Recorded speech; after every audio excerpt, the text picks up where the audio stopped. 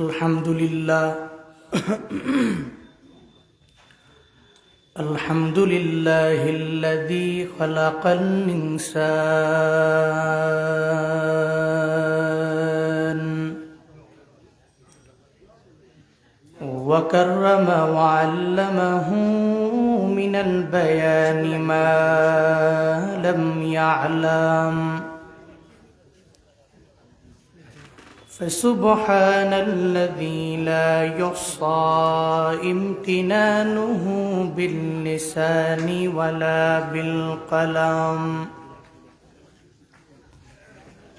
ونشهد أن لا إله إلا الله وحده لا شريك له لا ضد له ولا ند له ولا مثل له ونشهد أن سيدنا وسندنا وحبيب ربنا وطبيب قلوبنا ومولانا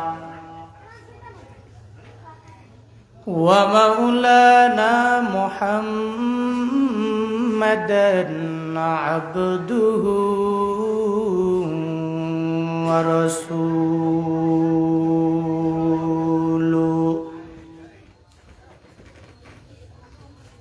صلى الله تعالى عليه وعلى آله وأصحابه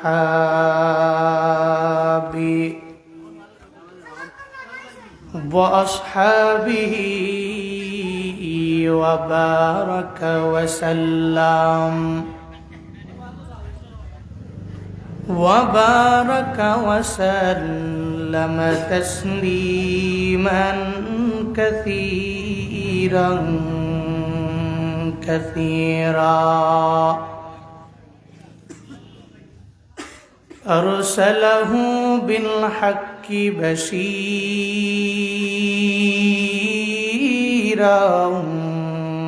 ونذيرا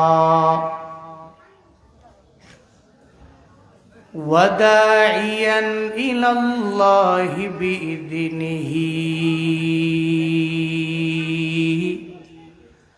وسراجا منيرا اللهم صل على محمد النبي الأمي وعلى آله وسلم تسليما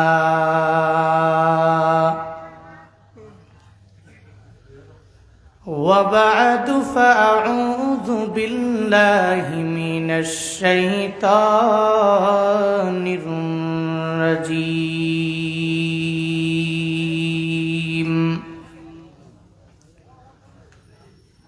بسم الله الرحمن الرحيم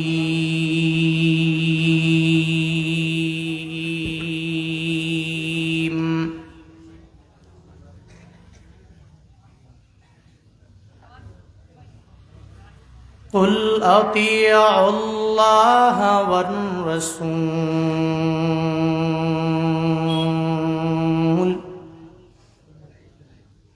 فإن تولوا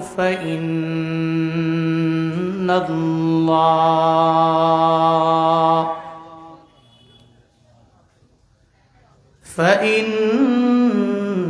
الله لا يحب الكافرين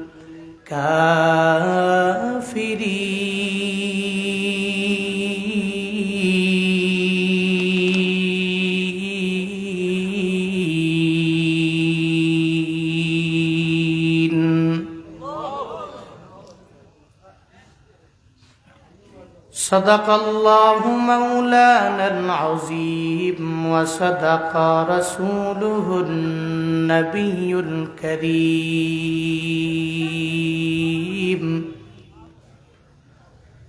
ونحن على ذلك لمن الشاهدين والشاكرين والذاكرين والحمد لله رب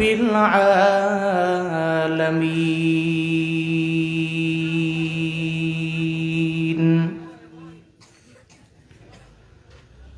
سبحانك لا علم لنا إلا ما علمتنا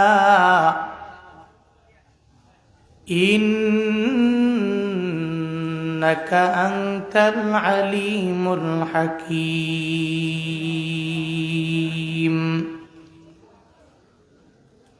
رب اشرح لي صدري ويسر لي أمري واحلل عقدة من لساني واحلل عقدة من لساني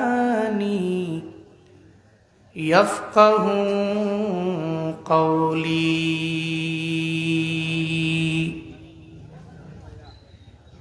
ربي زدني علما ربي زدني علما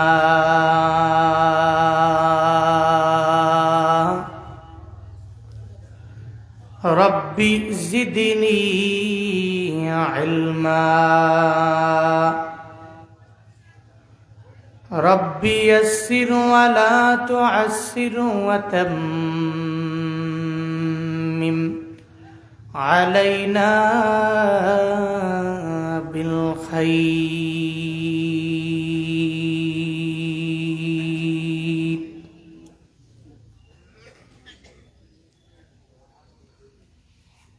कौनैन का मुख्तार खुदा तुमको बनाया कौनैन का मुख्तार खुदा तुमको बनाया उम्मत की निगाहबान खुदा तुमको बनाया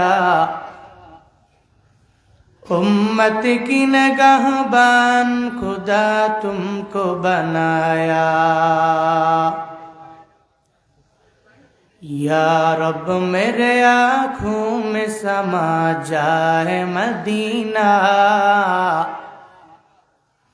या रब मेरे आँखों में समा जाए मदीना मुद्दत से मेरे दिल में तमन्ना है मदीना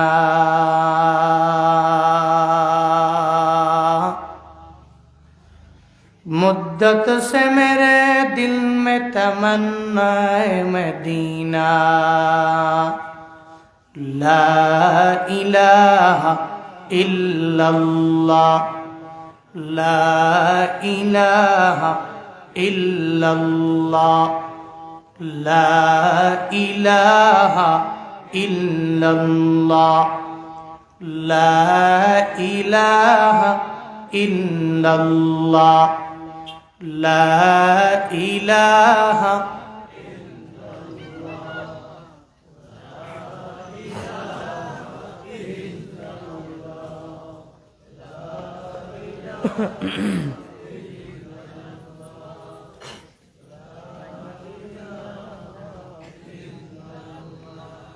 ला इलाहा इल्लल्लाह ला इलाहा इल्लल्लाह ला इलाहा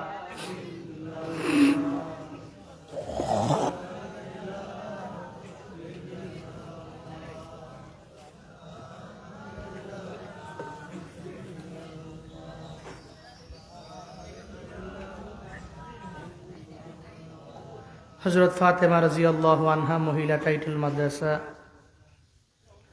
নলডরি কর্মধা কুলাউড়া মৌলভীবাজারের উদ্যোগে আয়োজিত ১৯তম বার্ষিক ইসলামী মহাসম্মেলনের আজ ২৪শে নভেম্বর ২০২৪ মুতাবাররাক এই মজলিসের সম্মানিত সভাপতি রহমতাবাদ ইসলামিয়া মাদ্রাসার সম্মানিত মুহতামিম হযরত মাওলানা আব্দুল মুক্তাদির ঢেউপাশি সাহিব দামাত বারাকাতুহুম, আজকের এই মাহফিলের আরও একজন সভাপতি অত্র মাদ্রাসার সম্মানিত মুহতামিম হযরত মাওলানা মুফতি শফিকুল ইসলাম সাহিব দামাত বারাকাতুহুম। আজকের এই মাহফিলে কোরআন এবং হাদিস থেকে দিক নির্দেশনামূলক বাণী আপনাদেরকে অনেকেই শুনিয়েছেন, সামনেও দুইজন ওয়াইজ মেবি কথা শোনাবেন ইনশাআল্লাহ। আপনারাও কিছু দিনই আলোচনা বাস্তব জীবনে আমল করার লক্ষ্যে শোনার জন্য বসে আছেন। শুরুতেই আমাকে একটু উচ্চ কণ্ঠে উচ্চ আওয়াজে জবাব দিবেন, এই সুন্দর মুজমা সুন্দর মজলিস পেয়ে আপনারা খুশি না বেজার? এতগুলা মানুষ, খুশির আওয়াজটা আর একটু জোরে হইলে ভাল লাগতো। খুশি না বেজার? একটু একটু খুশি না বেশি খুশি? আজকের এই মাহফিলের আয়োজন যারা করেছেন, ব্যাকগ্রাউন্ডে অক্লান্ত পরিশ্রম যাদের রয়েছে, আল্লাহ প্রত্যেককে দুনিয়া এবং আখেরাত উভয় জগতে কল্যাণকামীদের অন্তর্ভুক্ত বানায় দেন। সকলেই পড়ি আমিন। আর একটু আওয়াজ করে জোরে করে পড়েন আমিন। সম্মানিত হাজিরিন, আজকের এই মাহফিলে এই এলাকার সমস্ত লোকেরা আসবে বিষয়টা এমন নয়। ইচ্ছা করলে এই মাহফিলে এসে বসে কিছু আলোচনা শুনে বাড়ি যেতে পারে, কিন্তু ইচ্ছা করি আসবে না এমন কিছু লোক আমাদের সমাজে আছে না নাই? আছে। আবার যারা ইচ্ছা করছে আসার জন্য, যে প্রতি ১ বছর পর পরে হযরত ফাতেমা রাদিয়াল্লাহু আনহা মহিলা টাইটেল মাদ্রাসায় মাহফিল দেয়, প্রতি বছর যাই, এবছর একটা অসুস্থতার নিয়ামতে পড়ে গেলাম, ইচ্ছা করছি যাওয়ার জন্য, যাইতে পারছি না। এমন কিছু ব্যক্তিও আমাদের সমাজে আছে, কিন্তু এতগুলো মানুষ থেকে যাচাই করে বাছাই করে আজকের এই মাহফিলে আসার মতো, বসার মতো, কিছু বলার এবং শোনার মতো তৌফিক দিয়েছেন কে? আল্লাহ যদি তৌফিক না দেয় আমরা কিছু করতে পারবো না? হাঁটতে পারবো? ঘুমাইতে পারবো? খাইতে পারবো?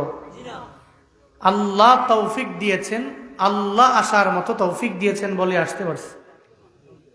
নাহলে বান্দার আসারও ক্ষমতা নাই, যাওয়ারও ক্ষমতা নাই, হাঁটারও যোগ্যতা নাই, একটা কদম দিবে এই যোগ্যতাও তার নাই।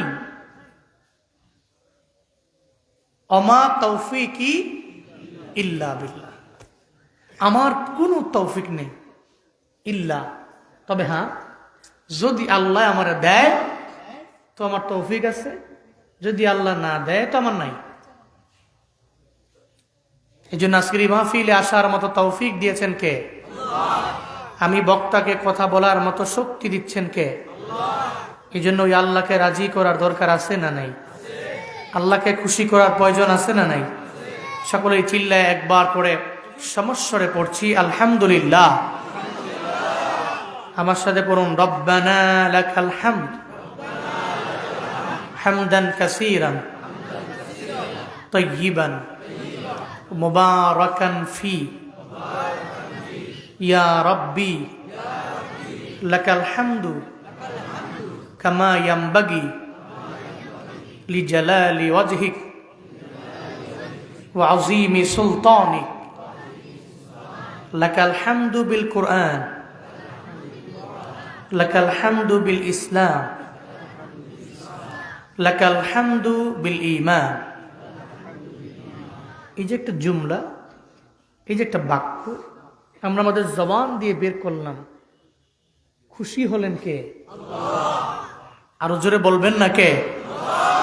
আল্লাহর প্রশংসা করলে লাভ না লোকসান? উপকার না অপকার? আল্লাহর প্রশংসা করলে যে লাভ, এতে বিন্দু মাত্র পরিমাণ কোনো সন্দেহ আছে? কিন্তু নেতার প্রশংসা তো করি আমরা। দুনিয়ার মানুষের প্রশংসা করলে,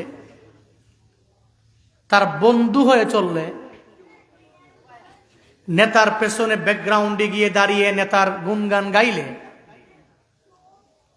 নেতার পিঠে যখন বাড়ি আসে তো নেতায় কয়, চাচা আপন প্রাণ আগে বাঁচা। নিজের সরকারি তেল দেওয়ার টাইম নাই, আবার আর একজনের। তো নেতায় যখন নিজের বাঁচাইতে যায়, নেতার টাকা আছে, নেতার ব্যক্তিগত হেলিকপ্টার আছে, ব্যক্তিগত জেট বিমান আছে, নেতা চাইলেই এক জায়গা থেকে আরেক জায়গায় মুভ করে চলে যেতে পারে, তখন আর সালমান সাহেবের কথা মনে রাখবে না,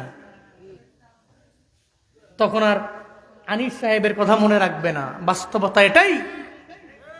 পাশে যে ছিল মুরব্বী লোকটা, দাড়ি মারি বাইকা গেছে গা এই দল করতে করতে, সালমান এফ রহমান, তার কথাও তো মনে নাই। যদি মনে থাকতো তাহলে যাওয়ার সময় কয়, ধরেন একটু আসেন না, আপনারা পর্যন্ত নিয়ে যায়, মুরব্বী মানুষ। মুরব্বী শেষ মুহূর্তে অবস্থাটা কি হইল মুরব্বীর? অন্তত পক্ষে এই মুরব্বী যদি জীবনের শেষ মুহূর্তে এতটুকু বুঝতে না পারে যে কার জন্য এই দুনিয়া, বন্ধু বানাইলাম কারে, সাপোর্ট দিলাম কারে,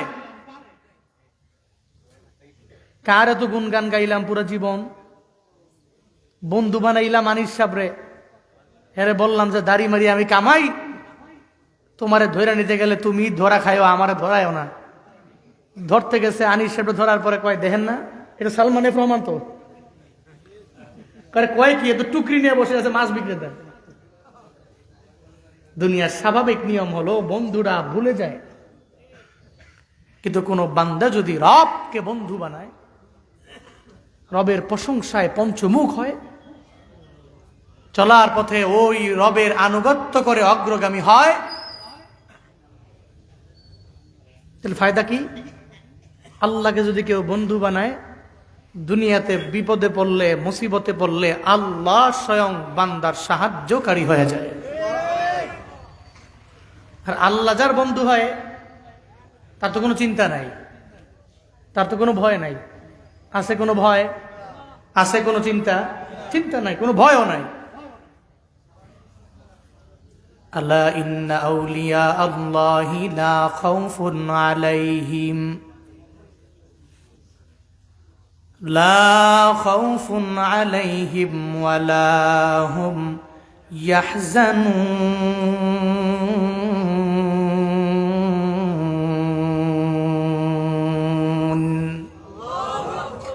আল্লাহ কয়, জেনে নাও, ইন্না আউলিয়া আল্লাহ, নিশ্চয়ই রবের বন্ধু যারা, লা খাউফুন আলাইহিম, তাদের কোনো ভয় নাই, ওয়ালা হুম ইয়াহজানুন, তাদের কোনো চিন্তাও নাই।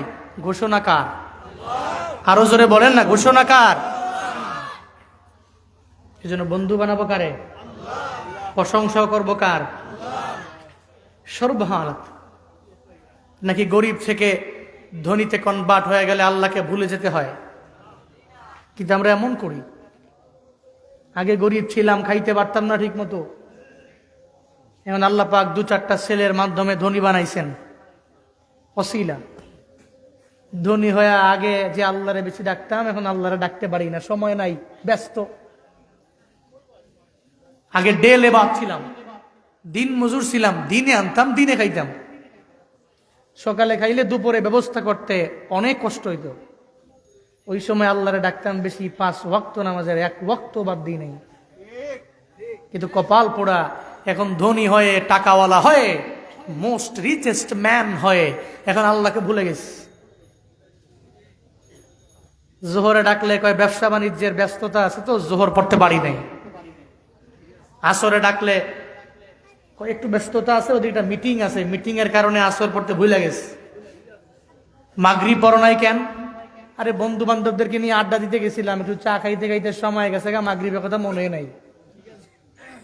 হ্যাঁ, দুনিয়ার মানুষের সময়ের পরিবর্তন হলে সে আল্লাহকে ভুলে যায়, কিন্তু একটা খাঁটি মুমিন যে ও গরিব অবস্থায় যেই রবকে স্মরণ করে, মধ্যবিত্ত অবস্থায় ওই রবকে স্মরণ করে, একেবারে ধনী হয়ে গেল সে ওই রবকে স্মরণ করে, কারণ সে জানে গরিব যে আল্লাহ বানায় রাখছে উনি চাইলে গরিব থেকে একটু উচ্চ মানের মধ্যবিত্ত লেভেলে আমাকে পৌঁছাতে পারে। সে তো জানে মধ্যবিত্ত থেকে মোস্ট রিচেস্ট ম্যান, সমাজের সবচেয়ে বড় ধনী আল্লাহই তো আমারে বানাইতে পারে। বেশি বাড়াবাড়ি করলে আবার ওই ধনী থেকে আমার মাওলা কনভার্ট করে আবার ওই গরিবী হালাতে আমারে পৌঁছায়া দিতে পারে। এই ক্ষমতা আল্লাহর আছে না নাই? এই ক্ষমতা আছে না নাই?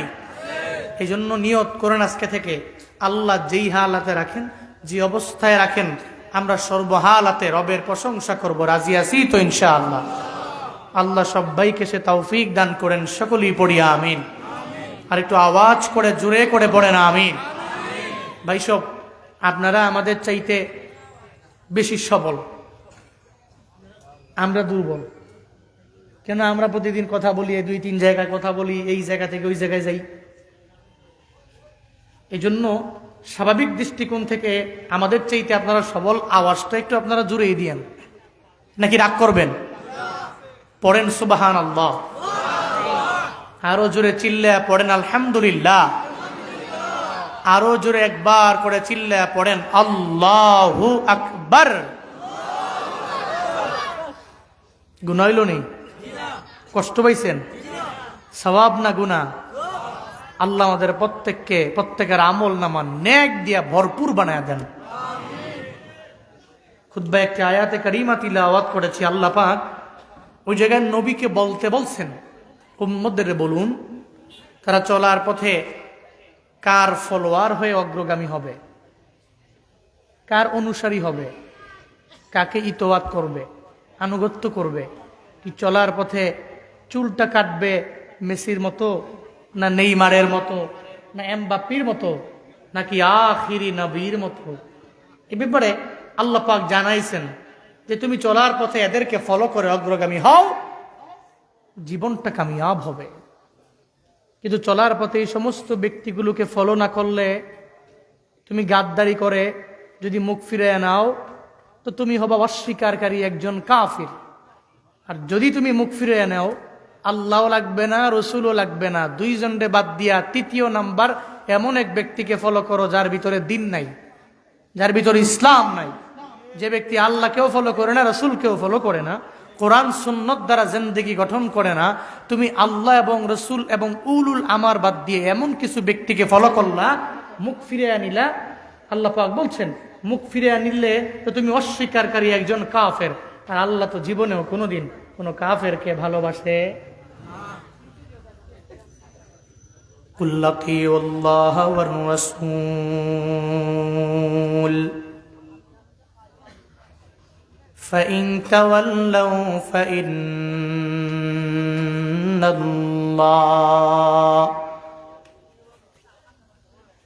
فإن الله لا يحب الكافرين।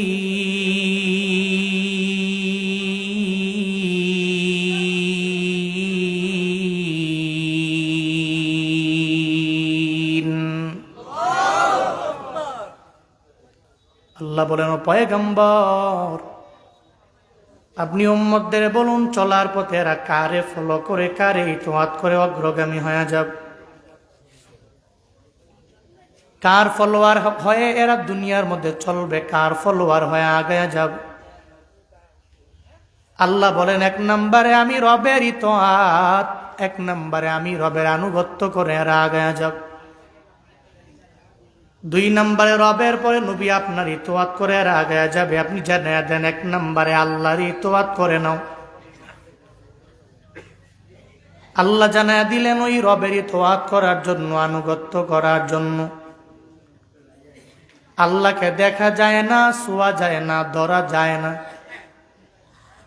এমন কোন ব্যক্তি এখানে নাই লাভ দিয়া দাঁড়ায় বলতে পারবে জীবনে কোনোদিন আমি আল্লাহরে দেখলাম, স্বপ্ন যুগে আল্লাহ দেখা দিয়া দিল। আল্লাহরে দেখা যায় না, ছোঁয়া যায় না, ধরা যায় না, ওই রবেরে দেখতে পারলাম না। তো যারে দেখলাম না দুই নয়নে চলার পথে তারে কেমনে ফলো করে আগে যাব? আল্লাহ যে জানাইলেন ও পয়গম্বর, 1 নম্বরে বলে দেন, 1 নম্বরে ইতওয়াত হবে আমি আল্লাহর। তো আল্লাহরে দেখা যায় না, কেমনে না দেখা রবের ইতওয়াত হবে, আনুগত্য হয়ে যাব। ও কুলাউড়ার মুসলমান, কোন পীরের মুরিদ যদি কোনো বান্দা হয়ে যায়, তখন পীর জানায় দেয় চলার পথে আমারে ফলো করে আগাবা। কেমনে ফলো করবা? আমি সকালবেলার কোনো আমল দিয়া দিলে মাগরিব, সকালবেলা ফজরের নামাজের পরে আমলগুলো করবা।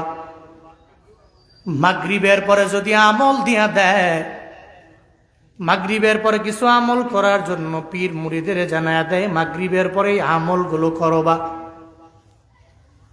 এমনকি পীরের মুরিদ হইয়া দেখবেন পীর যেই জুব্বা লাগায় ওই জুব্বা লাগায়, পীর যে টুপি পরে ওই টুপি পরে, পীর যদি লুঙ্গি লাগায় বান্দা লুঙ্গি লাগায়, পীর যদি পায়জামা পরে আর পরে উনিও পায়জামা পরে। একজনের ইতওয়াত করতে গেলে তারে দেখা লাগে, ছোঁয়াও লাগে, ধরাও লাগে, দেখা দেখা আর পরে ইতওয়াত করা যায়। বলে আল্লাহরে তো দেখাও যায় না, কেমনে করবো ইতওয়াত?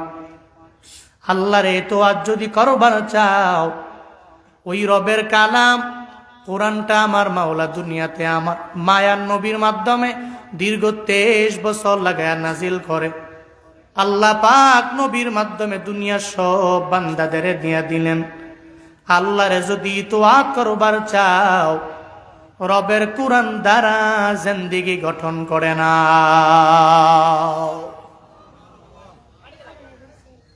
রবের কোরআন দ্বারা জিন্দেগিটাকে গঠন করে নাও। কোরআন দ্বারা কেমনে গঠন করব? বলে ফজরের নামাজ পড়ার জন্য উঠলাম, ঘুম থেকে জাগলাম, নামাজে গেলাম, টানা আসা পর্যন্ত, আবার ঘুমাইতে যাওয়ার আগ পর্যন্ত কেমনে আমার জিন্দেগিটারে আমি চালাইব, সব আমার রবের কোরআনের মধ্যে আছে না নাই? আসেনি? এখন তো কোরআন পড়লামও না, ধরলামও না। মাঝে মাঝে ওয়াজ মাহফিলে গেলাম, বক্তা সাহেব বয়ান করার জন্য আসলো, ওনার জবান থেকে একটু বয়ান শোনার জন্য গেলাম। আবার বাড়িতে গিয়া যেই সেই ফজরও পড়লাম না, জোহরও পড়লাম না, আসরও পড়লাম না, মাগরিবও নাই, এশাও নাই।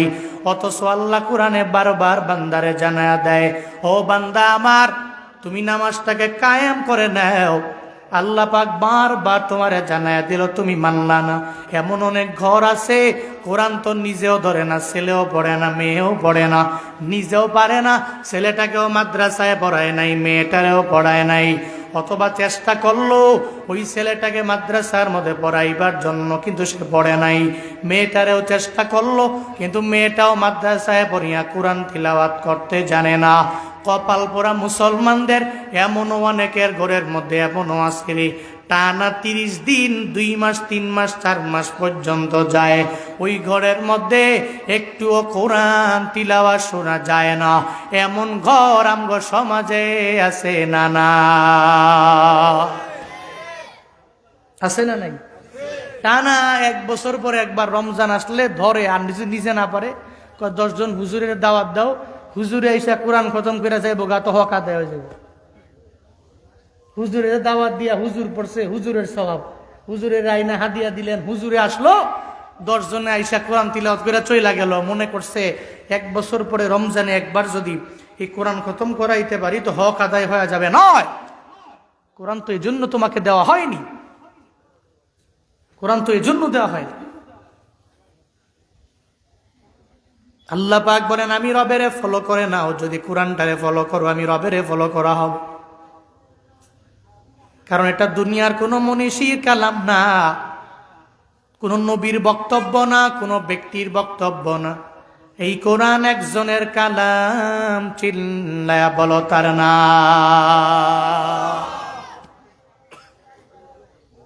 কোরআন দ্বারা পরিপূর্ণ নিজের জিন্দেগিটা গঠন করে নাও রে বাবা।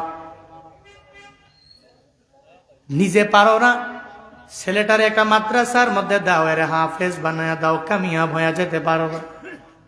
যদিও হাফেজ আলেম হলে দুনিয়ার মধ্যে অনেক টাকাওয়ালা হবে, অনেক দামি বাড়ি গাড়ির মালিক হবে, যদিও এমন হবে না। একদিন পাবেন কবরে যাওয়ার পরে অটোমেটিক পেয়ে যাবেন রে বাবা। যেদিন আপনি কবরে গেলেন, ওই কবরের মধ্যে ঢুকার পর ওই জায়গায় আপনার মাও যায় নাই, বাবাও যায় নাই, ছেলেও যায় নাই, মেয়েও যায় নাই। ওই কবরে আপনি একা। কবরের মধ্যে ঢুকার পরে এরপরে আপনার আমলের দরওয়াজাও বন্ধ হয়ে গেল। কিন্তু এমন কিছু ছেলে মেয়ে দুনিয়ার মধ্যে রাইখা গেলেন, এরা জবান বন্ধ রাখে নাই। আপনার জন্য কোরআন তিলাওয়াত কইরা কইরা বাবার জন্য চোখের পানি ফালায়া কান্না কর। কোন ওয়াজ মাহফিলে কোন ব্যক্তি আসলে ওই ব্যক্তিরে দইরা নিয়ে যায়, আমার বাবার খবর একটু জিয়ারত করা লাগবে। ও হুজুর আসেন, আমার মায়ের খবর একটু জিয়ারত করা লাগবে। আমি প্রায় জায়গায় গেলে বলি, গত 2 বছর আগে আমার প্রোগ্রাম ছিল কুড়িগ্রাম জেলার নাগেশ্বরী উপজেলায় মাহফিল। ওখানে আমি গেলাম, প্রথম বক্তা আমি, আগে সব বক্তারা বয়ান শেষ করে আমি যখন বয়ানের মধ্যে বসলাম, 5 জন ছেলের মাথার মধ্যে আমি পাগড়ি সুন্দর করে বেছায়া দিব, এরপরে আমি বসব। হঠাৎ করে সভাপতি বলে আমি একটু বক্তব্য দিবার চাই। আমি বললাম দেন, কোনো অসুবিধা নাই। সভাপতি মাইকটা নিয়ে এক এক করে জানায়া দিল, হুজুর এই মাদ্রাসার জন্য এত পরিমাণে মেহনত আমার, এই মাদ্রাসায় একটু পরে 5 জনের মাথার মধ্যে আপনি পাগড়ি দিয়ে দিবেন হুজুর। এদের মধ্যে একজন আমার ছেলে আছে, ওই ছেলের মাথার মধ্যে হাত বুলাই একটু দোয়া কইরা দিবেন। ওই লোকটা আবদার জানায়া এটা বলার পরে অটোমেটিক চোখ দিয়া যখন পানি পড়ে গেল, আমি বুঝতেও পারলাম না কেন ওই লোকটা চোখের পানি ফেলায় কেন কান্না করলো, নিজেও বলল না।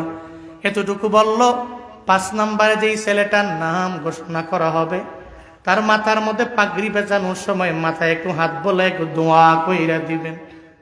ও আল্লাহর বান্দা, একটু মনোযোগের কান লাগায় শুই নরে বাবা। 5 জনের মাথার মধ্যে আমি পাগড়ি লাগাইয়া দিব। একজনের মাথায় পেঁচাইলাম, দেখলাম ওর মুখের মধ্যে হাসি আমারে সালাম দেয়, বলে হুজুর দোয়া কইরেন। এরপরে 2 নম্বরে যার মাথার মধ্যে আমি পাগড়ি দিয়া দিলাম, সেও আমারে সালাম দিয়া বলে হুজুর দোয়া করবেন। 3 নম্বর যে ছেলেটা, এরপরেও তার নাম ঘোষণা করার পরে হাসি দিয়া বল হুজুর দোয়া করবেন। 4 নম্বর ছেলেটাও বলে হুজুর আমার জন্য দোয়া করবেন। 5 নম্বর ছেলের বেলায় যখন তার নামটা ঘোষণা কইরা দেওয়া হল, আমি তার মাথার মধ্যে যখন পাগড়ি ঘোরানোর জন্য পাগড়ি বেচাইলাম, এরপরে আমি তাকায়া দেখি ও আমারে সালামও দেয় না, আমার দরবার থেকে দোয়াও নেয় না, আমারে বলেও না হুজুর আমার জন্য একটু রবের দরবারে দোয়া কইরা দিবেন। আমি তাকায়া দেখি রে, তার চোখের এক কোণার মধ্যে একটু পানি পানি ভাব।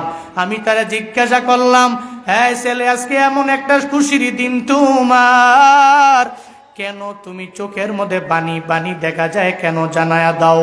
তখন ওই ছোট্ট বালকটা সঙ্গে সঙ্গে আমারে জানায়া দিল, হুজুর আমার 4 জন বন্ধু আমার সঙ্গে হাফেজে কোরআন হয়ে গেল, এরা বাড়িতে যাবে, এদের মায়ের দরবারে যাইয়া যখন মায়ের দিকে এরা তাকাবে, এরা 30 পারা কোরআন সিনার মধ্যে নিয়ে ঢুকাইয়া যাওয়ার পরে তখন মায়ে বলবে আয় আয়, বুকের মধ্যে নিয়ে সুন্দর করে কপালের মধ্যে একটা চুমু দিয়ে দিবি।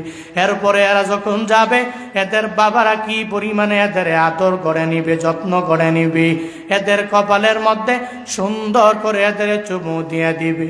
আমি আজকে আপনার দরবারে আসলাম, এতগুলা মানুষের ভিড়ে আমি 30 পারা কোরআনের হাফেজ হইয়া আমার মাথার মধ্যে আপনি পাগড়ি দিচ্ছেন, এরপরেও মুখে হাসি আনতে পারি না। সারাটা দিন লাগায়া আমি চোখের পানি ফেলে কান্না করেছি, কারণ আমার মনের মধ্যে একটাই চিন্তা, হুজুর আজকে পাগড়ি দিবে, এই পাগড়ি নিয়ে আমি বাড়ির মধ্যে যাওয়ার পরে আমার মায়ের আদর আমি পাবো না, আমার মা আমার বুকের মধ্যে নিবে না, আমার কপালের মধ্যে সুন্দর করে চুমু দিয়ে আমার মায়া আমারে বলবে না, সন্তান রে তোর জন্য রবে দরবারে দোয়া কইরা দিলাম।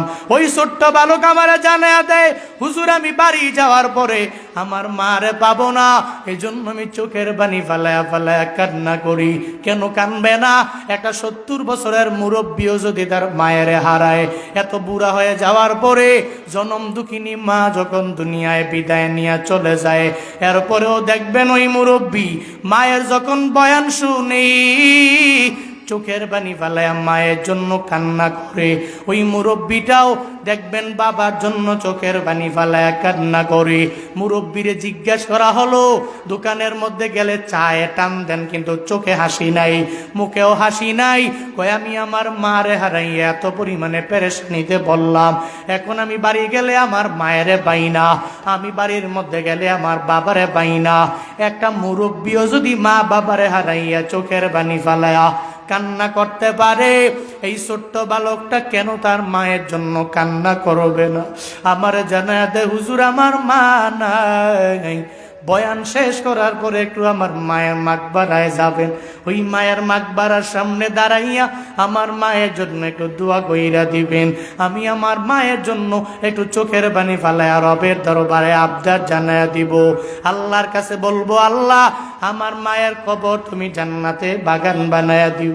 ও আল্লাহর বান্দারা, এরপরে বয়ান যখন শেষ আমার হয়ে গেল, ও আমার পিছারে নাই, আমাকে সঙ্গে করে লয়া বলে, হুজুর আমার মায়ের কবরের সামনে যাব। ওই মায়ের কবরের সামনে গিয়া দাঁড়ায়া আমি সূরা ফাতিহা ইখলাস বললাম, তাকাসসুর পড়ে নিলাম। এরপরে সে আমারে বলে, হুজুর আপনি মুনাজাত ধরেন, আমি ধরব না। আমি বললাম আজকে দোয়া আমি দিব না, আজকে ওই মায়ের মাকবারার সামনে তুমি দাঁড়াইয়া তুমি রবের দরবারে তোমার মায়ের জন্য একটু দোয়া করে দাও। এটা বলতে দেরি সিনার মধ্যে সদ্য কোরআনের হাফেজটা 30 পারা কোরআন নিয়া সঙ্গে সঙ্গে রবের দরবারে আবদার জানায়, আল্লাহ গো আমার মা দুনিয়ায় নাই, 30 পারা কোরআন সিনার মধ্যে আমি ঢুকাইয়া ফেললাম রে আল্লাহ। আজকে যদি আমার মায়ে থাকতো, আমার মায়ে কত পরিমাণে খুশি হয়ে যেত। আমার মাকে তুমি নিয়ে গেলা, তবে মায়ের মাকবারার কথা আমি ভুলে গেলাম না। আমার মায়ের চিন্তা আমার অন্তরের মধ্যে আছে বলেই আজকে আমি মাকবারার সামনে হাজির। আল্লাহ গো আমি সন্তানের দোয়ার বদৌলতে আমি মায়ের কবরটা একটু কি জান্নাতের বাগান বানায়া দেওয়া যাবে না? ও কুলাউড়া মৌলভীবাজারের মুসলমান, আমার ওই সময় কি মনে হয়েছে জানোনি রে বাবা? একটা হাফেজে কোরআন যে এখনো গুনাহকে এটাও জানে না, সগীরা গুনাহও বোঝে না, কাবিরা গুনাহও যে করতে জানে না, ওই ছোট্ট বাচ্চাটা 30 পারা কোরআন সিনায় ঢুকায় যখন আমার আল্লাহর দরবারে আবদার জানাইলো, ও দয়ার মালিক আমার মায়ের কবর জান্নাতের বাগান বানায়া দাও, আল্লাহর দরবারে আবদার জানাইলো। আমার মনে হয়েছে মায়ের কবর যদি জাহান্নামে গর্ত হয়, এরপর ওই ছোট্ট বাচ্চার কান্না আমার মাওলা ফিরাইয়া দিবে না, ওর মায়ের কবর জান্নাতের বাগান আমার মাওলা বানায়া দিবে, আল্লাহ বানায়া দিবে। আমার কাছে মনে হয়েছে ওই সময় একটা হাফেজে কোরআন যার সিনায় 30 পারা কোরআন, মায়ের কথা ভুলে নাই, গেল মায়ের মাকবারার সামনে গিয়ে দাঁড়ায়া রবের দরবারে আবদার জানায়, আল্লাহ 30 পারা কোরআন মুখস্থ কইরা আজকে আমি হাফেজ হইলাম। মায়ে থাকলে কত আনন্দ পাইতো, কত খুশি হইতো, আমারে বুকে টাইনা কপালের মধ্যে চুমু দিত, আমি মায়ের আদর নিয়ে ঘুমাইতে যেতে পারতাম। কিন্তু আল্লাহ গো আমার তো মা নাই, এ কারণে মায়ের মাকবারার সামনে এসে দাঁড়াইয়া মায়ের জন্য রবের দরবারে আবদার জানাই, আমি আমার মায়ের কবরটাকে আমি সন্তানের উসিলায় জান্নাতের বাগান বানায়া দেওয়া যায় না? মনে হয়েছে ওই মায়ের কবর যদি জাহান্নামের গর্ত হয়, ছোট্টই হাফেজে কোরআনের দোয়ার বদৌলতে আল্লাহ পাক কবরটাকে জান্নাতের বাগান বানায়া দিবে। ওই সময় বুঝবো আমরা আপনারা সবাই, যেদিন এই পৃথিবীতে কেউ নাই, আমলের দরওয়াজা বন্ধ, এমন কিছু ছেলে পেলে রেখে গেলাম, মাদ্রাসায় পড়াইলাম, মৃত্যুবরণের পরে খালি কান্দে এমন নয়, কান্নার পাশাপাশি সূরা ইয়াসিন পড়ে, বাবার নামে সূরা আর রহমান পড়ে, সূরা ওয়াকিয়া পড়ে। এই জন্যই তো কোরআনের সাথে কোনো না কোনো একটা লাইনে একটা সম্পর্ক লাগায়া যাইতে পারলে, যদিও দুনিয়াতে কোনো ফায়দা নাই, কিন্তু আখেরাতে ফায়দা আছে না নাই? জোরে বলেন না, আছে না নাই? এই জন্য কবরের লাইনে, বারজাখের জীবনে, আখেরাতের জীবনে ফায়দা যদি পেতে চান, বলে উপকার কিছু লাগবে, কিছু পুঁজি আমার লাগবে। তো যেমনে না যেমনি হোক, এমনে সেমনে যেমনি কোরআনের সাথে সম্পর্ক লাগান, ডানে হইলে ডানে, বামে সামনে, যেমনি হয়তো নিজে পড়েন নাই, ছেলেটারে পড়ান না পারেন নাই, মেয়েটারে পড়ান নাও পারেন নাই, নাতিরে পড়ান তাও পারেন নাই, এরপরে মেয়ের ঘরে আল্লাহ পাক একটা নাতনি দিছে, ওই নাতনিটারে পর্যন্ত এরকম মহিলা মাদ্রাসায় পড়ান। তারা বলেন, ইন্সপায়ার করেন, আমি তো বাবা হয়ে তোমাদেরকে পারি নাই, তো আল্লাহ পাক আমাকে একটা নাতিন দিয়েছেন, তোমার ঘরে আল্লাহ পাক একটা মেয়ে দিয়েছেন, নিয়ত করো তুমি এই মাদ্রাসায় পড়াও, অন্তত পক্ষে কোনো না কোনো লাইনে একটু কোরআনের সাথে সম্পর্ক লাগাইলে রবকে ইতোয়াত করা হবে। কোরআনের সাথে সম্পর্ক লাগায়া বারজাকের জীবনটাও সুখময় করে দিবেন কে? আরো জোরে বলেন না কে? খারাপ লাগতেছে আপনাদের? কি কষ্ট পাচ্ছেন নাকি আপনারা? একটু জিকির করেন, লা ইলাহা ইল্লাল্লাহ, সবাই লা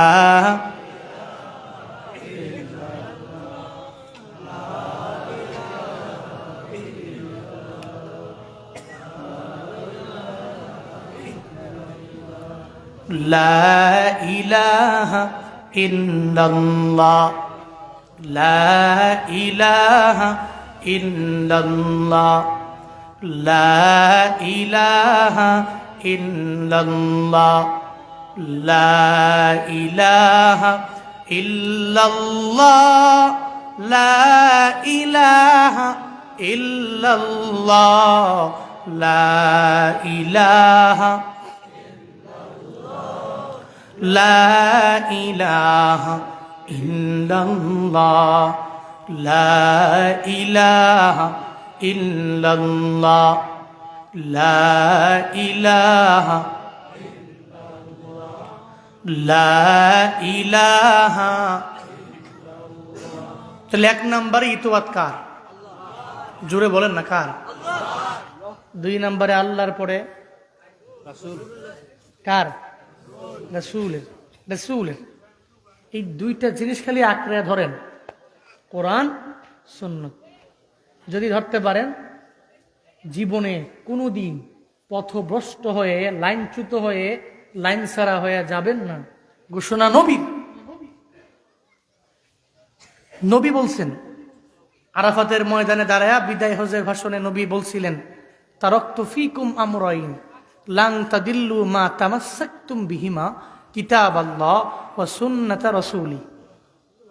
নবীজি বলছেন, আমি তোমাদের মাঝে রেখে গেলাম দুইটা বিষয়, লান তাদিল্লু মা তামাসসাকতুম বিহিমা, ততক্ষণ পর্যন্ত পথভ্রষ্ট হবা না যতক্ষণ পর্যন্ত এই দুইটা জিনিস আঁকড়ে ধরতে পারবা।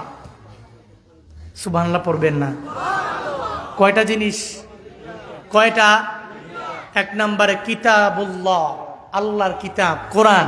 দুই নম্বরে সুন্নাতু রাসূলি, রাসূলের সুন্নাত। তাহলে এক নম্বরে কিতাব কোরআন, দুই নম্বর নবীর সুন্নত। এখন আসেন, কিতাবটা ফলো কইরা নবীর সুন্নতের আমলগুলো কেমনে? কোন ব্যক্তি যদি নবীরে ফলো করে আগায়, সে তো ওই পৃথিবীর সবচেয়ে আদর্শবান মানুষ হতে পারবে। কারণ এই পৃথিবীতে অনেকগুলো আদর্শ আছে, কত মানুষের আদর্শ, কিন্তু নবীর আদর্শের চাইতে ভালো মানের আদর্শ এই পৃথিবীর কার আছে? আছে নাকি? বলেন আছে নাকি? পৃথিবীর কারও নাই। এই জন্য আল্লাহ জানায় দিলেন, এক নম্বরে আমি রবের ফলো করে নাও, দুই নম্বরে আমার মায়া নবীরে চলার পথে বান্দা তুমি ফলো করে নাও। আল্লাহ পাক জানায়া দিলেন, লাকাদ কানা লাকুম ফি রাসূলিল্লাহি উসওয়াতুন হাসানাহ। এই মানুষ, আমার মদিনাওয়ালা নবীর ভিতরে তোমাদের জন্য রয়েছে উত্তম আদর্শ।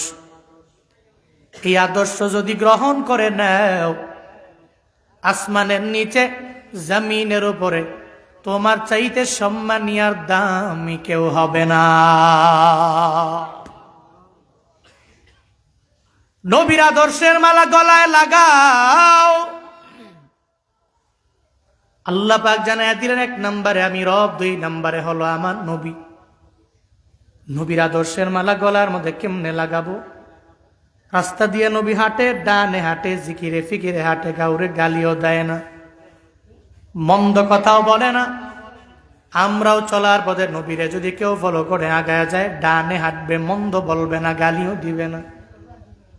এমন কোন সেকুলার দুনিয়াতে জন্ম নেয় নাই যে বলতে পারবে মায়ার নবী জীবনে কোনো দিন কাউরে জোরে গালি দিয়ে দিল, কেউ বলতে পারবে না। আবু জাহালের নবী গালি দিল, উতবারে নবী গালি দিল, সাহেবারে গালি দিল, ওয়ালিদ ইবনে মুগিরারে নবী গালি দিয়ে দিল, কেউ বলতে পারবে না রে বাপ। কারণ নবীর জিন্দেগিতে গালি নাই, যেই কারণে আদর্শ দিয়া মানুষগুলারে এত পরিমাণে ইসলামের মধ্যে আনলেন। আবু বকরের দরবারে গেলেন, হ্যাঁ আবু বকর একটু কালেমা পরে মুসলমান হয়ে গেলে দামি হয়ে যাব। একবারও জিজ্ঞেস করে নাই কেন আমি কালেমা পড়ব। আবু বকর নবীর সামনে আইসা সঙ্গে সঙ্গে কালেমা পড়ে মুসলমান হয়ে যায়। হযরতে ওমরে ফারুক আজম 2 নাম্বার খলিফা, দুনিয়াতে যে জান্নাতের সার্টিফিকেট পায়া গেলেন, ওই ওমর রাদিয়াল্লাহু আনহুর দিকে দেখেন না। আবু জাহাল বলল, এই কে আসো, ওই মুহাম্মদের গর্দানটাকে আলাদা করে আমার দরবারে নিয়ে আসবা। যদি নিয়ে আসতে পারো তাহলে তোমাদেরকে 100 উটনি দেওয়া হোক। ওমর দরবারে নিয়ে দাঁড়ায় যায়, কই মুহাম্মদের গর্দানটা আমি তোমার দরবারে আইনা দিতে পারবো। হযরতে ওমরে ফারুক, তখন তো ফারুক হয় নাই, আজম হয় নাই, দৌড়ে তরবারি নিয়ে মুহাম্মদ নবীর গর্দান আনার জন্য রওনা। পথিমধ্যে যাওয়ার পর ফাতেমার কোরআন তিলাওয়াত শুইনা নিজের মনটা জুড়ায় গেল। ও ফাতেমা, যেই কোরআন তিলাওয়াত করলা, কোরআন তিলাওয়াতের মায়ায় পড়ে গেলাম। কোথায় গেলে পরিপূর্ণ শোনা যাবে? কয় আমার দরবারে পরিপূর্ণ শুনতে পারবা না, নবীর দরবারে যাও। নবীর দরবারে গেলে কোরআন তিলাওয়াত শুইনা নিজের মনটারে জুড়ে ফেলতে পারবা। ওমর নবীর গর্দান আনার জন্য যখন তরবারি নিয়ে রওনা হয়ে যায়, গর্দান আনবে, নবীর তিলাওয়াত শুনবে, মাঝখানে এসে কেমন জানি হয়ে গেল। বন্দারে ওমর যখন দৌড়া যায় তরবারি নিয়া, কয়ে মুহাম্মদের গর্দানটা আনবো, আবু জাহাল আমারে 100 উটনি উপহার দিয়া দিবে। যখন যায় শোনে ওই ঘরের মধ্যে নবী আছে, নবীর সামনে মাত্র 11 জন সাহাবা বসা। নবী গোপনে গোপনে দাওয়াত দেয়, প্রকাশ্যে মায়া নবীর দাওয়াত দেয় না, গোপনে দাওয়াত দেয়। মাত্র 11 জন সাহাবা নবীর সামনে বসা। যখন শুনতে পারল, ওমর তরবারি নিয়ে দৌড়ে আসে নবীর গর্দান নেওয়ার জন্য। 11 জন সাহাবা আমার নবীরে জানায়া দেয়, ও পয়গম্বর, ওমর দৌড়ে আসতেছে তরবারি নিয়ে আপনার গর্দানটাকে আলাদা করে দেওয়ার জন্য। মায়ার নবী জানায়া দেয়, সাহাবারা, না না, গত রাতের বেলা তাহাজ্জুদের দোয়া আমার মাওলা ফিরাইয়া দিবে না। আমি আল্লাহর কাছে দোয়া করেছি, আল্লাহ যাতে করে এই মক্কার ভিতরে 2 জনের একজনের কালেমার জন্য, ইসলামের জন্য কবুল করে নেয়। 1 নম্বরে ওমর, 2 নম্বরে হলো আবু জাহাল। ওই 2 জনের একজনকে যাতে আল্লাহ পাক দ্বীনের জন্য কবুল করে নেয়। আমি রবের দরবারে আবদার জানাইলাম, আমার মাওলা জীবনেও কোনো দিন আমার দোয়া ফিরাইয়া দিবে না। ও সাহাবায়ে কেরামেরা, দরওয়াজা ওপেন করে দাও, ওমরের আমার দরবারে আসতে দাও। যখন দরওয়াজা ওপেন করে দেওয়া হলো, ওমর দূরে যায়, আমার নবীর সামনে গেল। যেই ওমর নবীর গর্দান আনার জন্য রওনা হয়ে আসছিল, ওই ওমর নবীর সামনে গিয়া হাঁটু গেড়ে বসে যায় তরবারি নিচে দিয়া। কয়, পয়গম্বর, আপনার তিলাওয়াত এত পরিমাণে সুন্দর, আপনাকে মারার জন্য আমি যখন তরবারি নিয়ে আসলাম, আমার বোন ফাতেমার কণ্ঠে তিলাওয়াত শুইনা মায়ায় পড়ে গেলাম। ও নবী, দেরি করা যাবে না, আমারে পড়ায়া দেন লা ইলাহা ইল্লাল্লাহু মুহাম্মাদুর রাসূলুল্লাহ।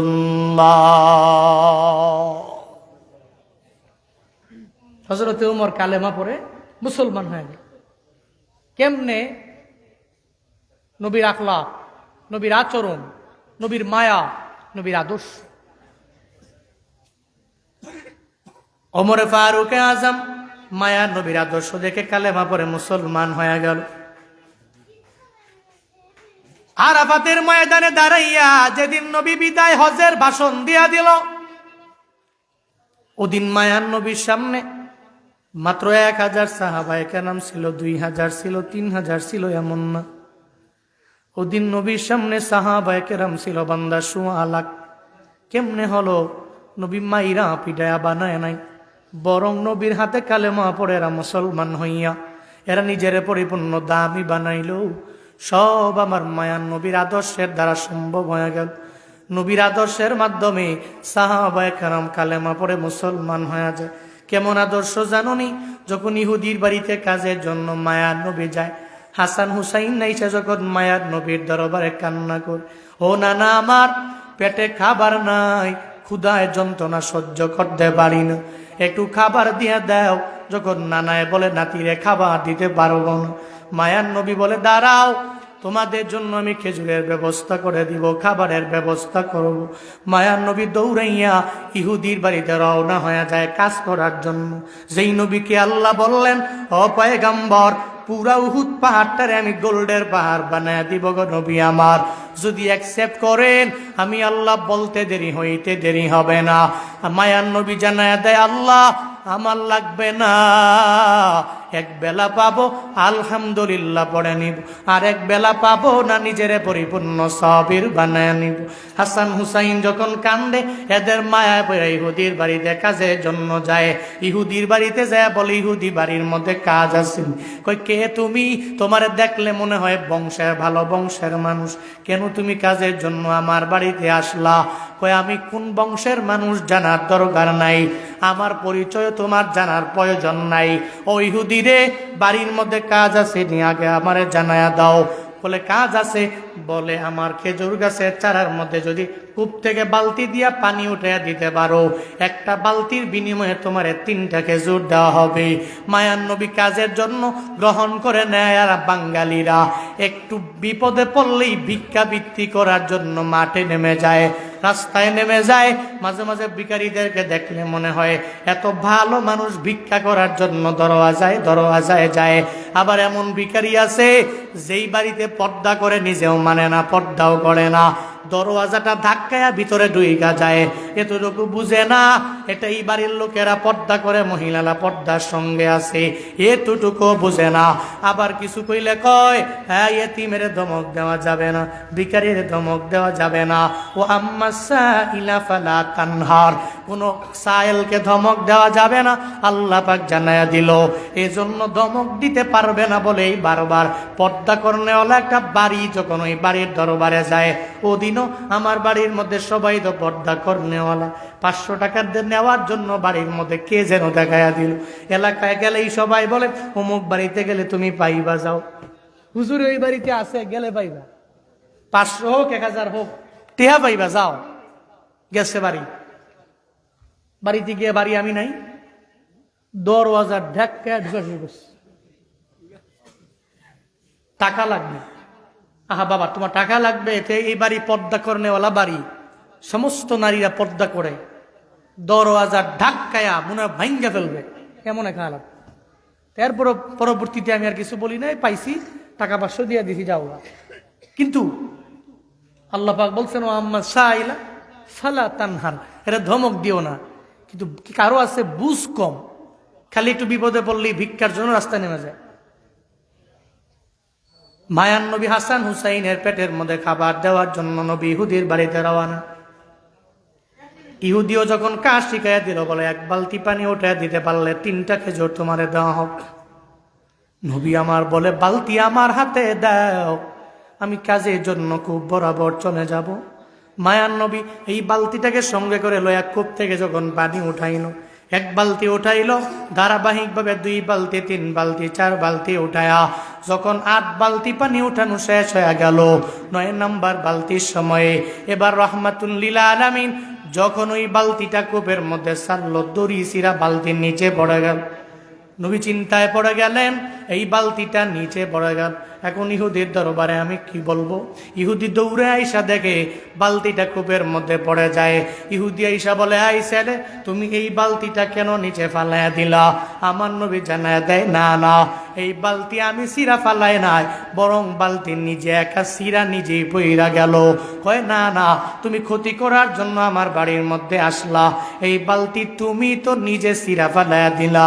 মায়ার নবী জানায় দেয়, না না, এই বালতি আমি সিরা ফালাই নাই, যখন আমার নবী জানায়া দেয় আমি ফালাই নাই, সে বারবার জানায়া দেয় না তুমি ফালাইয়া দিলা। একটা পর্যায়ে ওই মায়ার নবীর গাল মোবারকের মধ্যে একটা থাপ্পড় লাগায়া দেয়।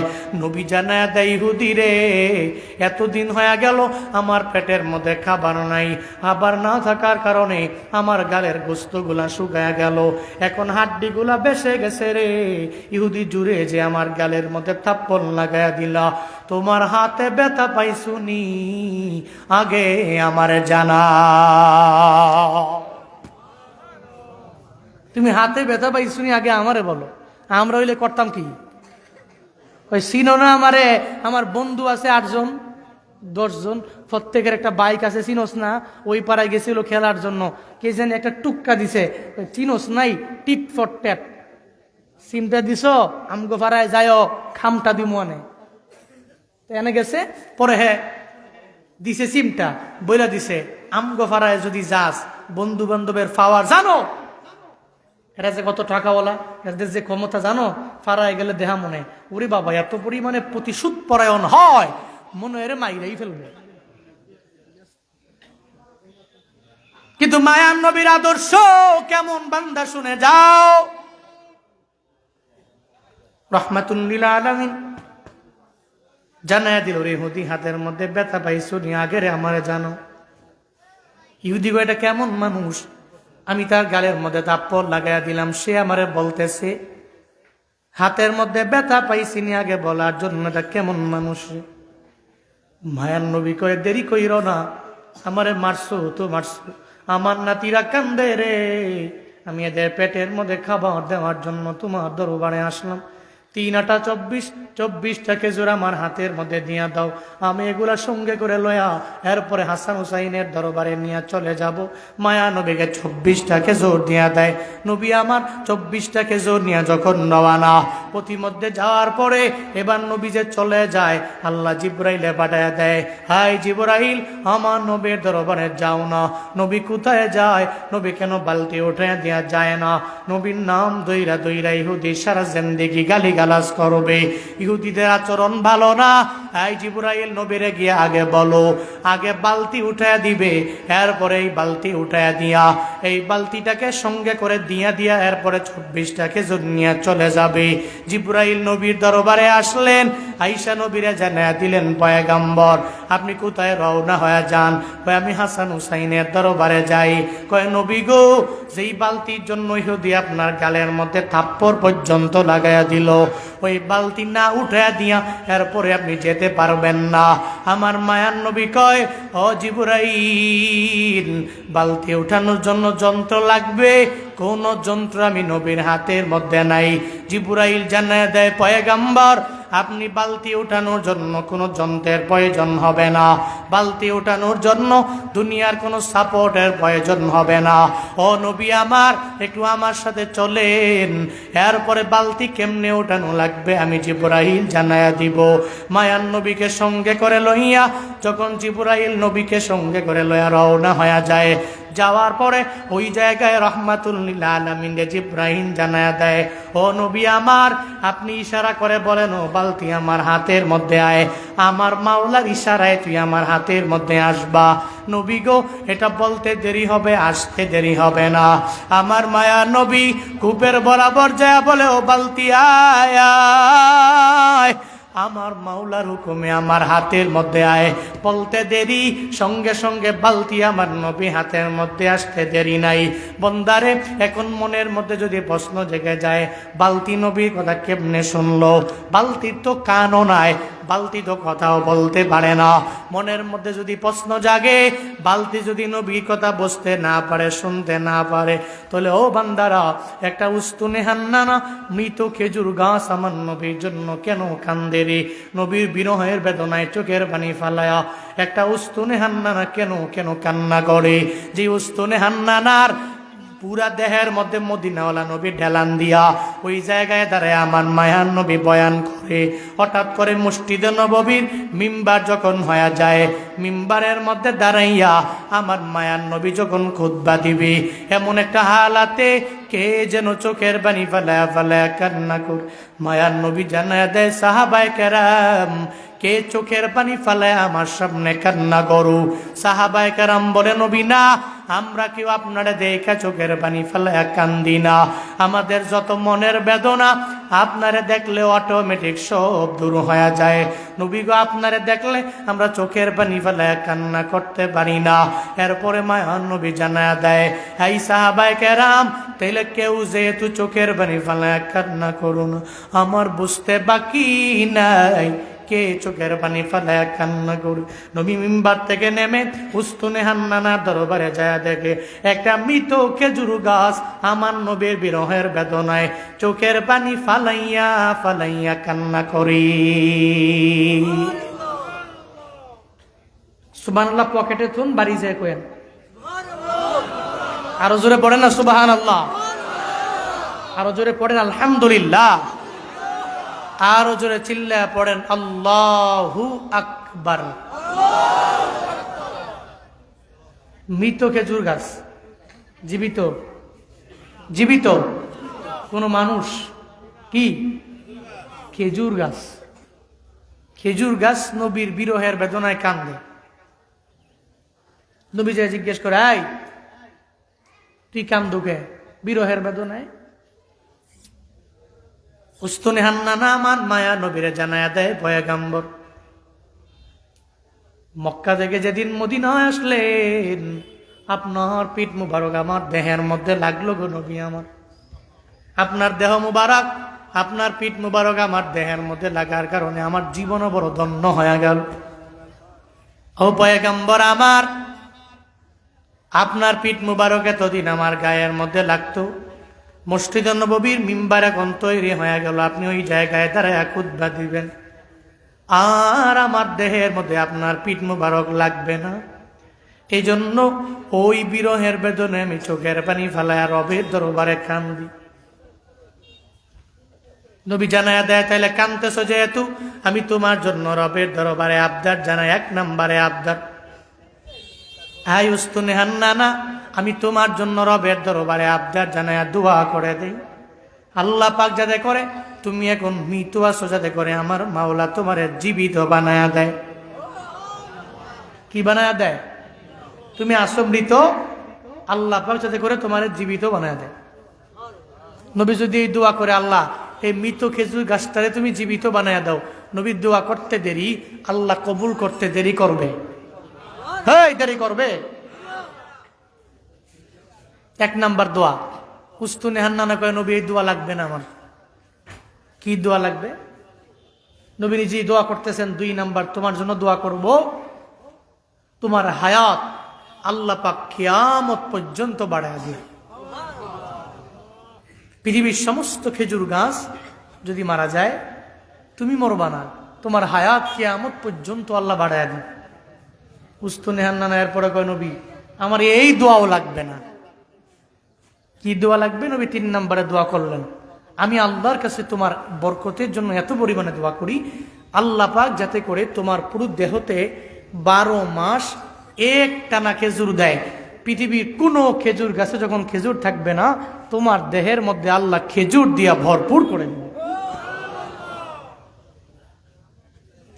এর উপর উস্তুনে হান্নানা জানায়া দেয়, নবী আমার এই দোয়াও লাগবে না।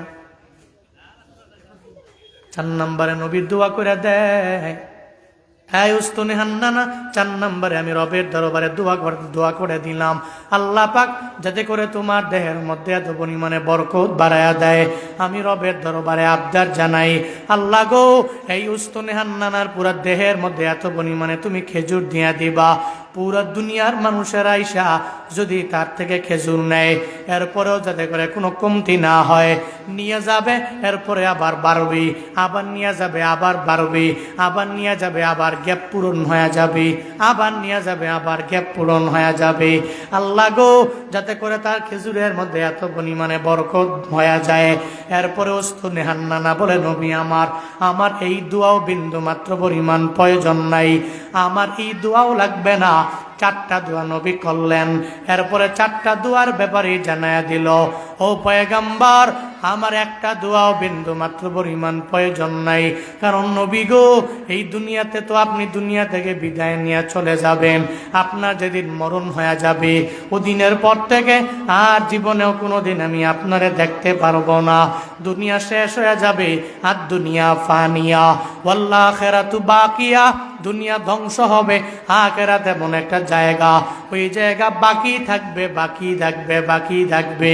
ও পয়গম্বর আমার, এই দুনিয়ার মোহের প্রয়োজন নাই, যে আখিরাত বাকি থাকবে ওটা আমার বড্ড প্রয়োজন গো পয়গম্বর। দুনিয়া আমার লাগবে না, দুনিয়াতে আমার বেঁচে থাকাও লাগবে না। আমার দেহের মধ্যে এত খেজুরের প্রয়োজন নাই, আমার খেজুরের মধ্যে এত বরকতেরও আমার কোনো প্রয়োজন নাই। আমি মৃত আছি, আমার জীবিত হওয়াও লাগবে না, কারণ দুনিয়া প্রয়োজন নাই, আমার আখিরাত লাগবে। একটা খেজুর গাছ হইয়াও বান্দা দুনিয়ার প্রায়োরিটি না দিয়ে আখিরাতের প্রায়োরিটি দেয়।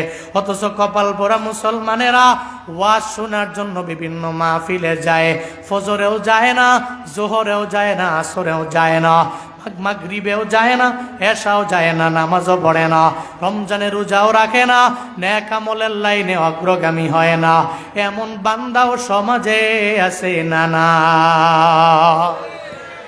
হুজুর, ওয়াজ বড় মজা। দুনিয়ার চিন্তা করতে করতে করতে করতে আখিরাতের চিন্তাটা ভুলেই গেল।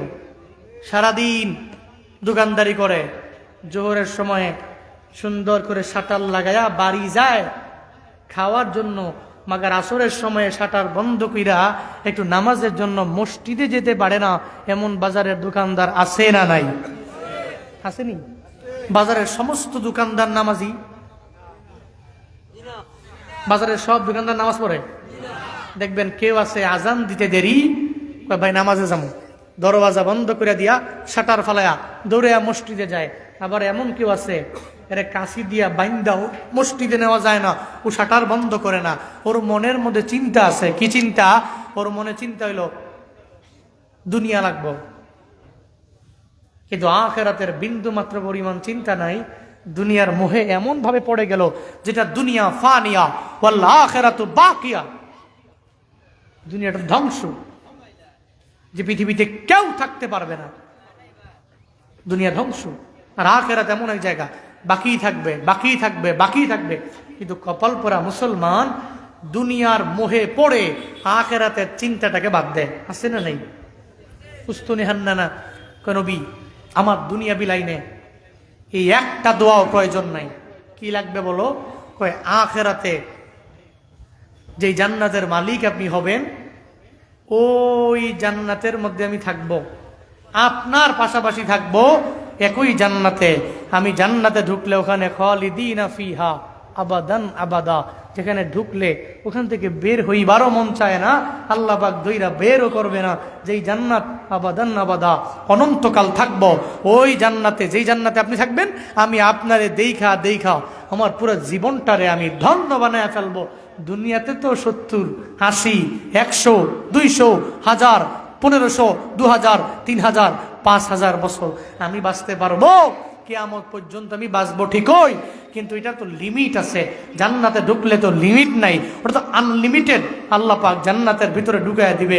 রবের কাছে দোয়া করেন যাতে হাসরের ময়দানে আল্লাহ পাক রব্বুল আলামিন আপনাকে যেই জান্নাতে দেয়, আমারেও যাতে করে ওই জান্নাতে দেয়, ওই জান্নাতের মালিক যাতে করে আমি হতে পারি। আর আপনার চেহারা মুবারক দেখে আমি আমার পুরো হাসরের ময়দানের আখিরাতের লাইফটা কাটায়া দিতে পারি। চিল্লে পড়া যাবে না আল্লাহু আকবার।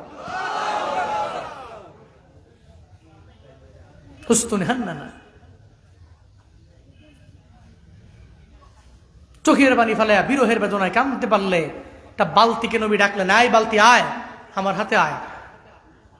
আসতে পারে না। ইহুদি অবাক হয়ে গেল, কিরে বালতি দি ওনার হাতে চলে আসলো উইদাউট এনি সাপোর্ট, কেমনে? নবী আমার ডেকে বলে, ইহুদিরা তোমার বাড়ির মধ্যে থাকবো না, আমারে বিদায় দাও। আমার হাসান হুসাইনের দরবারে আমি চলে যাব। 24টা খেজুর লইয়া রহমাতুল্লিল আলামিন যখন বিদায় নিয়ে চলে যায়, ইহুদি মনে মনে কয়, এমন একটা লোকের গায়ের মধ্যে আমি হাত দিয়া দিলাম যে লোকের মতো ভালো কেউ নাই। সুবহানাল্লাহ পড়বেন না? যেই লোকের মতো আদর্শবান মানুষ এই এলাকার মধ্যে আর কেউ হতে পারে না। কাউরে থাপ্পড় দিলে সে আমারে থাপ্পড় মারার জন্য ব্যাকুল হয়ে যাইতো, ওনারে থাপ্পড় লাগাইয়া দিলাম, কিন্তু থাপ্পড় লাগানোর পরে উনি উল্টা আমারে জানায়া দেয়, এই তুমি হাতের মধ্যে ব্যথা পাইছো নি আমারে জানাও। আরে মানুষটা কেমন রে, আবার আমার বালতি ফালাইয়া ওই বালতিটা আবার কোনো সাপোর্ট ছাড়া আমার হাতের মধ্যে উঠে আইনা দিয়া গেল। আমি তার গালের মধ্যে থাপ্পড় লাগায়া আমি এত পরিমাণে ভুল করে ফেললাম, আমার তো অন্যায় হয়েছে, আমার তো বড় অপরাধ হয়ে গেল। এবার উস্তুন হান্নানা সঙ্গে ওই ইহুদি সঙ্গে সঙ্গে কবজি থেকে যখন হাতটা আলাদা করে দেয়, তরবারি দিয়ে আঘাত করে, হাতটা জমিনের মধ্যে পইরা লাফালাফি করে। ওই পর্যায়ে বণিকেরা যখন তার বাস দিয়া গমন কইরা যায়, জানায়া দেয়, রে ইহুদি কেন এই হাতটা তোমার লাফালাফি করে, কে ফালাইলো? কয়ে কেউ ফালায় নাই, আমি নিজের অপরাধ মনে করে নিজের অপরাধী হওয়ার কারণে আমি শাস্তি দিয়া দিলাম, কবজি থেকে আমার হাতটাকে আমি আলাদা করলাম। কি এমন করলা? কয় আখিরি জামানার পয়গাম্বরের গালের মধ্যে থাপ্পড় লাগাইয়া দিলাম, যার কারণে মনে করলাম এই হাতটা আর আমার কবজির মধ্যে থাকতে পারে না। আমি হাতটা আমার কবজি থেকে আলাদা করে দেওয়ার জন্য ব্যাকুল হয়ে গেলাম। এই হাতটাও আমি কবজি থেকে আলাদা করে ফালাইয়া দিলাম, জমিনে পড়ে আছে। কয় এখন কি জন্য এখানে দাঁড়ায় রইলা? কয় ওই নবীর সন্ধান আমায় দেও, আমি ওই নবীর দরবারে যাব, ওই নবীর দরবারে যাইয়া আমি কালেমা পড়ে মুসলমান হইয়া এরপরে ওনার কাছ থেকে আমি যে ওনার গালের মধ্যে থাপ্পড় লাগাইয়া দিলাম এই ব্যাপারে আমি মাফ চেয়ে নিব। এবার ইহুদিরে যখন বলা হয় ইহুদি ওই জায়গায় গেলে আমার নবীরে পেয়ে যাবা, ইহুদি দৌড়াইয়া হাতটাকে সঙ্গে করে লয়া যখন নবী দরবারে যায়, আমার নবীরে ডাক দেয়, নবী গো আমি ইহুদি আপনার দরবারে চলে আসলাম। আমার মায়া নবী কয়, কে রে তুই ইহুদি? নবী পেছনে ফিরে দেখে যে ইহুদি নবীর গাল মুবারকের মধ্যে থাপ্পড় লাগাইয়া দিল। ওই ইহুদি আমার নবীর পেছনে আইসা দাঁড়ায়া গেল। ওই পর্যায়ে আমার মদিনাওয়ালা নবী জানায়া দেয়, ইহুদি রে কেন তুমি আমার দরবারে আসলা, আবার হাতটা কাটা কেন? ইহুদি ডেকে বলে, ও পয়গম্বর আমার, আপনার গালের মধ্যে আমি থাপ্পড় লাগাইয়া দিলাম, আমার তো অনেক পরিমাণে ভুল হয়ে গেল, আমি ভুল করলাম, এই ভুল থেকে নিজেরে মাফ করার জন্য আবার আপনার দরবার থেকে ক্ষমা নেওয়ার জন্য আপনার দরবারে হাজির হয়ে গেলাম। নবী কয়, তাহলে কি জন্য আসলা? দুইটা কাজ করবো। কি দুইটা কাজ? কয় মাফ চাইয়া নিব, আর একটা কি কটা কমু না। তো নবী কয়, তুমি মাফ চাইবার আইছ, মাফ করুম এক শর্তে, যদি তুমি কালেমা পইরা মুসলমান হয়ে যেতে পারো। সুবহানাল্লাহ জোরে পড়বেন না? মাফ নিবার আইছ, মাফ করুম এক শর্তে, যদি কালেমা পড়তে পারো। ইহুদি মনে মনে কয়, আমি তো আসলেই কালেমা পড়বারই আইছি, আমি তো কালেমা পড়বারই আইছি, নবী যেহেতু শর্ত লাগাইয়া দিছে কালেমা পড়তে হবে, তাহলে আমিও আর একটা শর্ত লাগাইয়া দেই। নবীরে কয়, আয় পয়গাম্বর, আপনার হাতে কালেমা পড়বো এক শর্তে, কবজি থেকে হাতটা আলাদা করলাম, এই হাত যদি আবার আগের মতো জোড়া লাগাইয়া দিতে পারে। আমার মায়ার নবীর লালা মুবারকের এত পরিমাণে পাওয়ার, নবী কয় তুমি কালেমা পড়বা যদি হাতটা লাগাইয়া দিতে পারে। বলে কয় হাতটা আমার হাতের মধ্যে দাও। কবজির মধ্যে নিয়া মায়ার নবী লালা মুবারক দিয়া লাগাইতে দেরি হয়, সঙ্গে সঙ্গে লালা মুবারক লাগার কারণে ওই ইহুদির হাতটা আগের চাইতেও শক্তিশালী হইতে দেরি না। ইহুদি কয় হাতটা যেমন ছিল আগের চাইতে আরো অধিক অধিক অধিক শক্তিশালী হয়ে গেছে। নবী আপনার লালা মুবারকের বদৌলতে আমারে পড়ায়া দেন, লা ইলাহা ইল্লাল্লাহু মুহাম্মাদুর রাসূলুল্লাহ।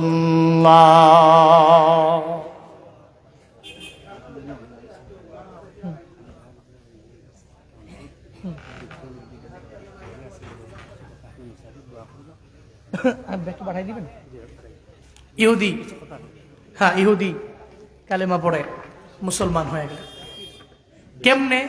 নবী যদি ওই দিন নবীর যে আদর্শ, এই আদর্শের মালা গলায় লাগায়া এই আদর্শ দিয়ে যদি ওরে না ডাকতেন, যদি থাপ্পড় দিছে, যদি কইতো যে আমার আবু বকর আছে, ওমর আছে, আমি এদের সঙ্গে করে নিয়ে আসমু, নিয়ে আইসা তোমার প্রতিশোধ আমি নিয়েই ছাড়বো।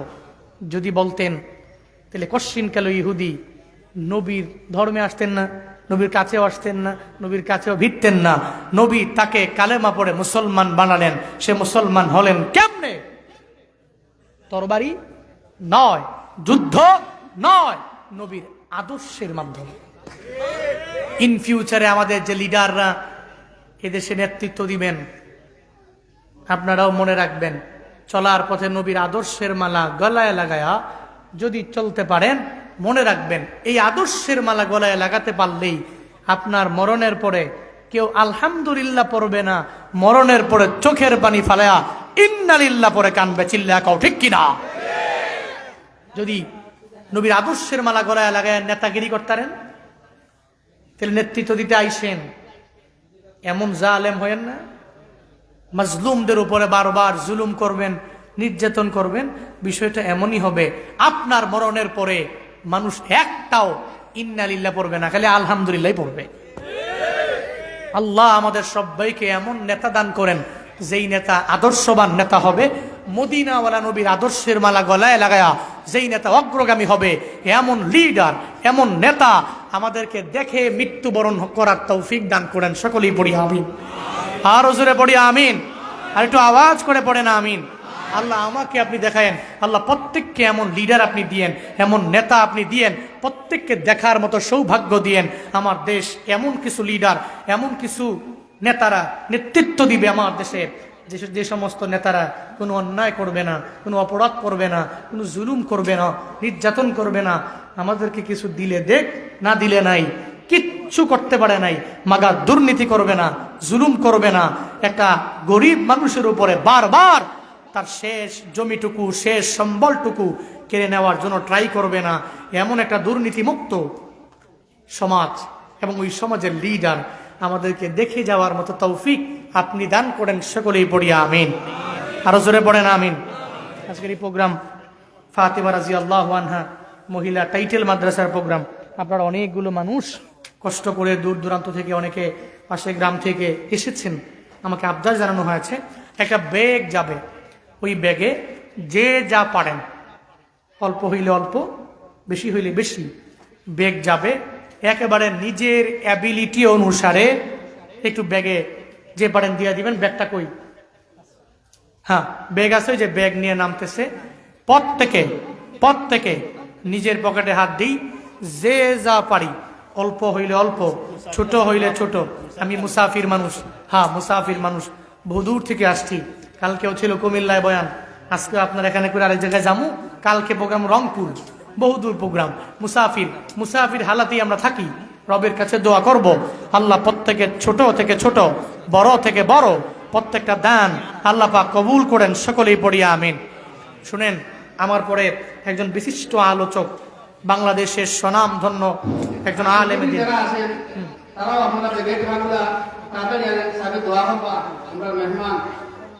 জি প্রত্যেকেই বাংলাদেশের একজন স্বনামধন্য আলেমে দিন, হ্যাঁ এই এলাকারই মানুষ, এই ইউনিয়নের মানুষ, আপনাদেরই মানুষ, পুরো দেশে যার পদচারণা, ইন্টারন্যাশনাল লেভেলেও যিনি কথা বলেন, আল্লাহ পাক ওনাকে কবুল করেছেন, হযরত মাওলানা মুফতি রাফি বিন মনির সাহেব দামাত বরকাতুহুম। উনি অলরেডি চলে আসছেন, একটু পরে উনি আসবেন, আপনাদেরকে কোরআন এবং হাদিস থেকে মন প্রাণ উজাড় করে বয়ান শোনাবেন। কেউ উঠবেন না, হ্যাঁ একটু হালকা দোয়া করতে হবে। আমারই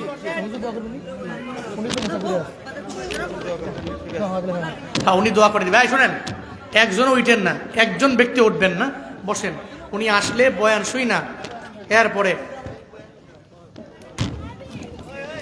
বাড়ি যান, বয়ান শুই না, দোয়া দিয়া শেষ কইরা, মাহফিলটাকে সফল কইরা এরপর বাড়ি যান। ব্যাগগুলা কই? হ্যাঁ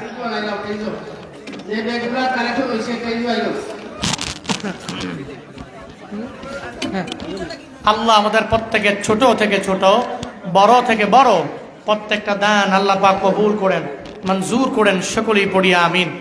দোয়া আমার জন্য, দোয়া আমিও করি সবার জন্য। হ্যাঁ, বাঁচলে আবার কোনো এক ময়দানে দেখা হবে ইনশাআল্লাহ। হ্যাঁ, এতটুকু পর্যন্ত ভালো থাকবেন, সুস্থ থাকবেন। আল্লাহ আপনাদেরকে সুস্থ রাখুক, সালামতে রাখুক, নিরাপদে রাখো।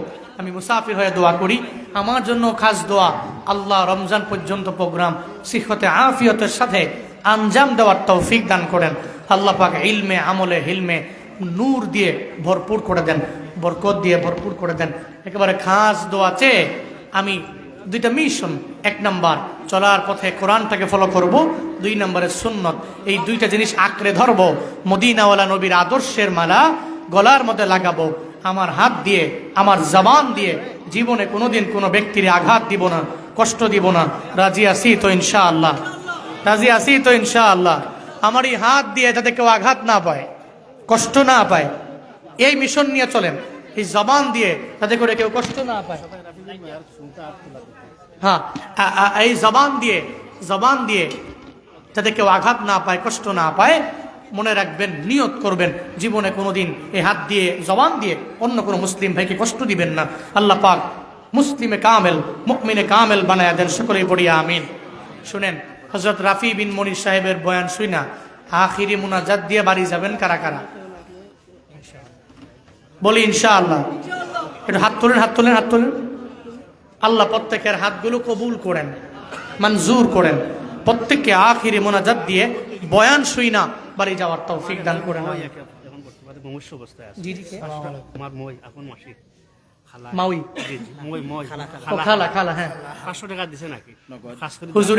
হুজুরের খালা অসুস্থ আছেন,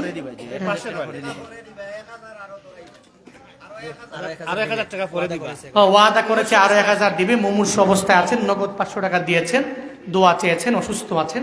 আমি রবের কাছে দোয়া করি, আল্লাহ পাক ওনাকে সিহতে আফিয়াত আজালা কামেরা নসিব করুন। সকলেই পড়িয়া আমিন। করিবুল মউত, আল্লাহ যদি হায়াতের বেলা ফুরিয়ে যায়, আপনি ইমানি হালাতে মৃত্যু নসিব করেন, ইমানি হালাতে মৃত্যু নসিব করেন। সুন্নাত চাইতে পৃথিবীতে কিছুই পাওয়ার নাই, কিছুই চাওয়ার নাই। আপনার সাকরাতুল মাউত যখন হবে, বেঈমান বানানোর জন্য শয়তান চেষ্টা করে বহু, কিন্তু যে ব্যক্তি কালেমা পড়ে ঈমান নিয়ে কবরে যেতে পারবে, কি খুশ নসিব তার। আল্লাহ আমাদের প্রত্যেককে এমন খুশ নসিবের অধিকারী হওয়ার তৌফিক দান করেন। আরো জোরে পড়ে না আমিন? আর একটু আওয়াজ করে পড়ে না আমিন?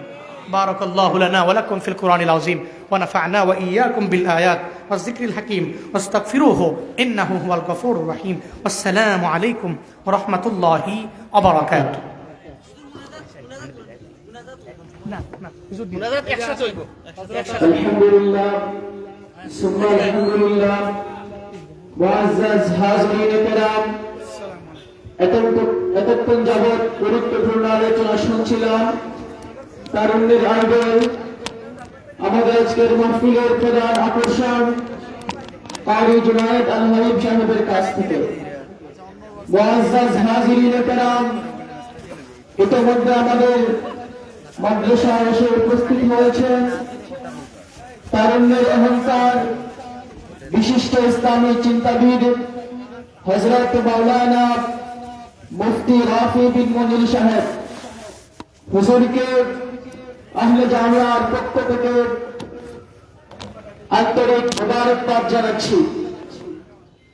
সম্মানিত উপস্থিতি, এই মুহূর্তে আমাদের সামনে গুরুত্বপূর্ণ আলোচনা পেশ করবেন মাস্টারপাড়া শাহী জামে মসজিদ উত্তরখান ঢাকার মুহতারাম ইমাম ও খতিব